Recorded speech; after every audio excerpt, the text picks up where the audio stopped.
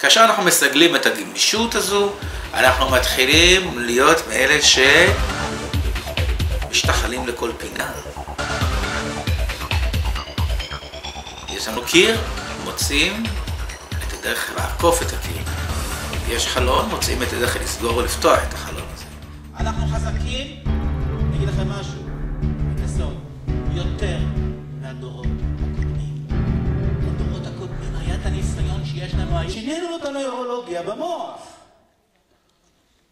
נפתח נתיב חדש נוירולוגי, לכיוונים אחרים של רגש, וזהו, חדש. שלום לכם, אני שמח שאתם כאן שוב איתי. העיקרון הבא שנלמד אותו היום, זה העיקרון של גמישות.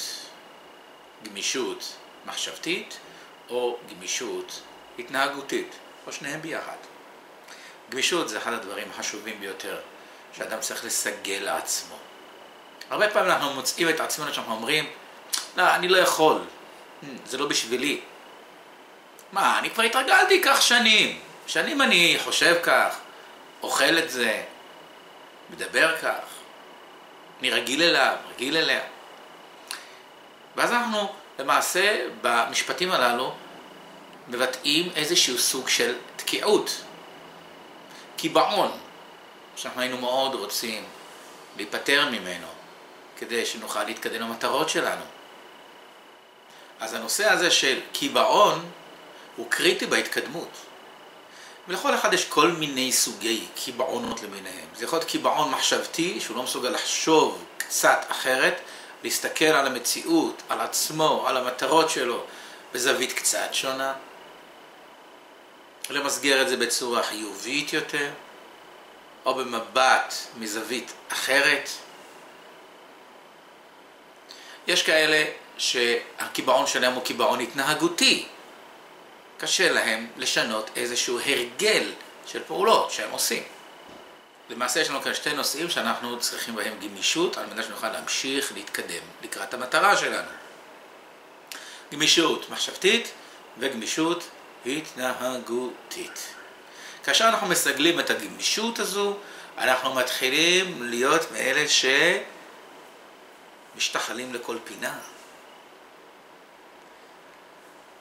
יש לנו קיר, מוצאים את הדרך לעקוף את הקיר. יש חלון, מוצאים את הדרך לסגור ולפתוח את החלון הזה. גמישות. יש לנו חולשה מסוימת, מחפשים את הדרך של החשיבה או ההתנהגות הזו הספציפית שתעזור לי לעקוף את הבעיה הזאת. כל תקיעה מסוימת, כל מעצור מסוים, נחפש את כל הדרכים ואת כל האפשרויות על מנת שנוכל לעקוף, לעבור, לדלג ולהגיע למטרה. להתקדם בעוד צעד אל המטרה. תארו לעצמכם, אם היה לכם יותר גמישות בחיים שלכם. גמישות מחשבתית, לקבל, להעריך בצורה שונה קצת את מה שקורה לכם. קצת יותר להסתכל על הדברים הטובים, החיוביים, הפרשנויות היותר טובות, היותר חיוביות, היותר אפקטיביות לכם, להתקדמות שלכם. האם הייתם נראים אחרת? גמישות מחשבתית. שימו לב לזה. שימו לב לאותן מחשבות המקבעות שלכם, שחוסמות אתכם, שמונעות מכם להתקדם הלאה. שימו לב להתנהגויות, הפעולות שאתם עושים, בתוך הרגל שהתרגלתם להם כל כך הרבה שנים, שמקבעים אתכם ומפריעים לכם להתקדם לשלב הבא במטרות שלכם.